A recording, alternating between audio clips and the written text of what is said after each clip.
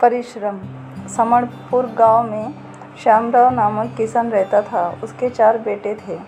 श्यामराव स्वयं तो बहुत परिश्रमी था, पर उसके चारों बेटे बड़े आलसी थे। हर समय इधर उधर बैठकर गप्पे मारा करते थे। श्यामराव उनके अल्हड़पन से परेशान था। उसे हमेशा बेटों के भविष्य की चिंता सताया करती थी। वह दिन रात यही सोचा करता था, बेटे अपना पेट कैसे पालेंगे। एक रात वह इन्हीं विचारों में खोया था। तभी उसकी पत्नी ने उसे एक उपाय सुझाया। पत्नी ने बताया उपाय सुनकर वह बहुत खुश हुआ।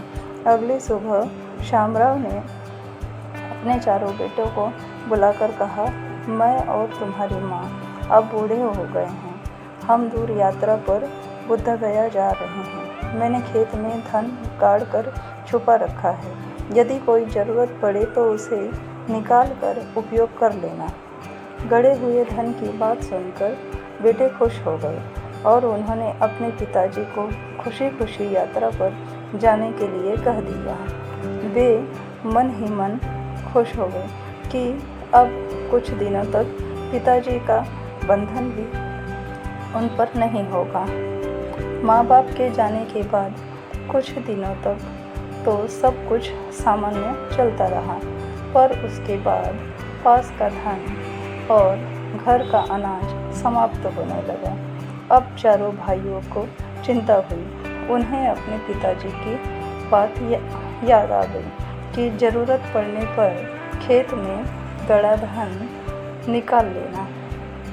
उन्होंने रात के समय खेत की खुदाई का काम आरंभ किया। वे 2 दिन रातें खेत को खोदते रहे, पर कहीं भी उन्हें गड़ा धन नहीं मिला। रात भर के परिश्रम से वे बहुत थक गए थे। जब सुबह बहुत निराश और हताश होकर वे चारों ओर अपने घर लौट रहे थे, तभी श्यामराव जी के परम मित्र हरिभाव ने पूछा, तुम सब थके हुए क्यों हो?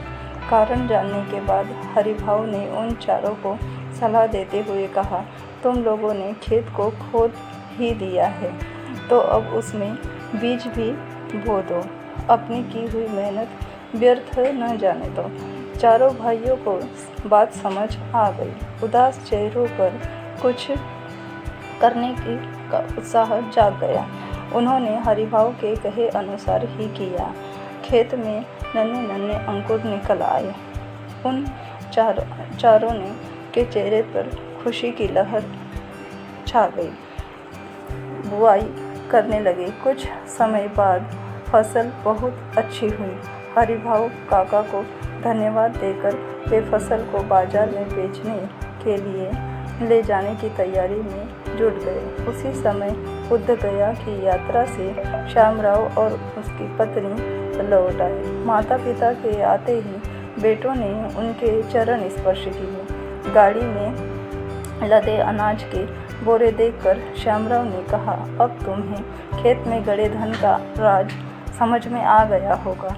चारों ने सिर हिलाकर स्वीकार किया और कहा, हाँ पिताजी, अब हम यह भी समझ गए हैं कि जीवन में परिश्रम के बिना कुछ भी संभव नहीं है। परिश्रम करने से ही हम कामयाब और सफल हो सकते हैं।